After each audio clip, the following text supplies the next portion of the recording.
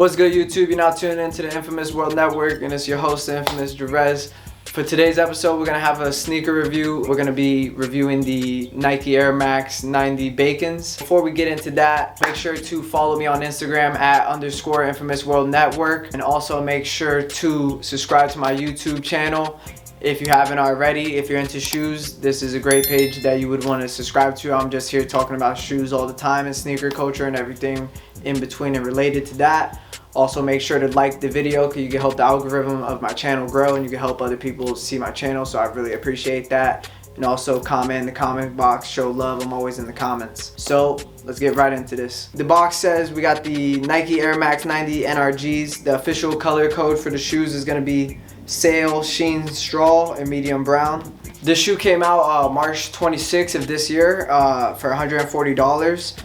This is the second time this shoe has actually came out. This shoe originally came out in 2004. This shoe was actually a collaboration in 2004 with a sneaker store owner. I believe his name was Dave, and I believe the store he had was called Dave's Quality Meat. It was DQM, and it was a crazy store that used to look like a meat store, but it was a sneaker shop. It was like a really sick idea.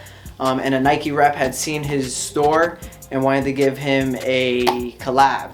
And he ended up doing his collab bacon because he was a huge meat enthusiast, I guess, in whatever sense you want to put that in. Homie ended up making the Bacon Air Max 90s. This shoe ended up being a huge grail to a lot of people because the shoe ended up kind of becoming a unicorn once it became old. This shoe is a pretty like I wouldn't say it's a loud colorway, but like the colorway is very different where it'll catch your eye. I really like the shades and the tones of this shoe.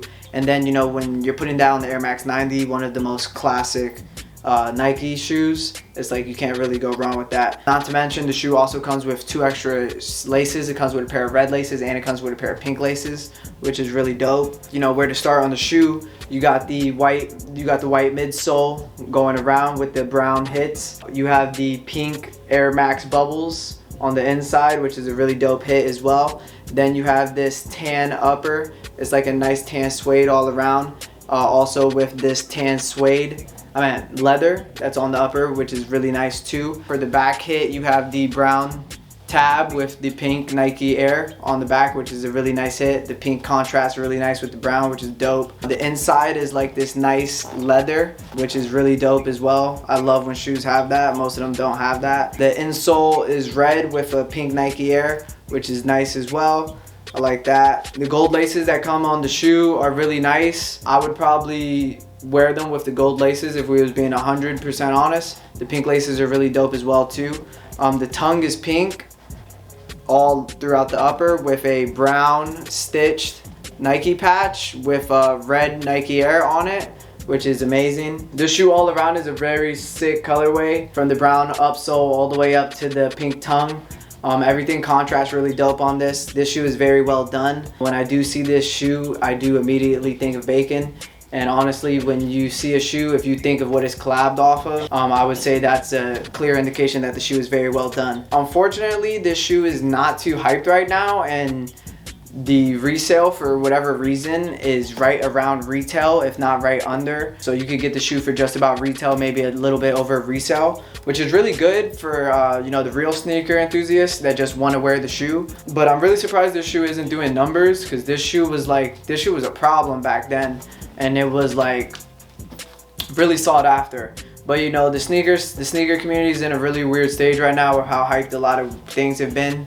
So somebody like me, I think this shoe is amazing, and if you feel the same, go ahead and try and grab this shoe right now. I guarantee in a couple years, this shoe is going to be going for what it should be going for. So jump on this right now if you can. Let me know in the comment box what's your thoughts on these shoes, what's your opinions on these. I would definitely give these shoes a 7.5 out of 10. I am a big fan of the Air Max 90, and I am a very fan of this colorway, and I am a bacon enthusiast as well. I do love some bacon. Lucas, what's your honest opinion on this shoe? On a scale of 1 to 10, what would you give this shoe? I would have to probably say that shoe's a 6.5 for me, to be honest. All it's right. not that high on my scale today, bro. I don't know. but it's pretty dope. It's not too much for me, but it's a hard one to pull off. It's a hard one. All right, so we got Lucas with the 6.5 out of 10. You know what? Let me get one more opinion. Yo, Carlos, what's your thoughts on these, Carlos? Good. These are clean. These are probably like a solid 7.5. Solid 7.5 Eight. out of 10. 8 by Carlos. These are solid. You heard it here first. So let me know in the comment box what's your thoughts on this shoe. If you think it's ugly, if you think it's a hit, if you think it's a miss, if you think it's going for what it should be. And also make sure to subscribe to my channel as well.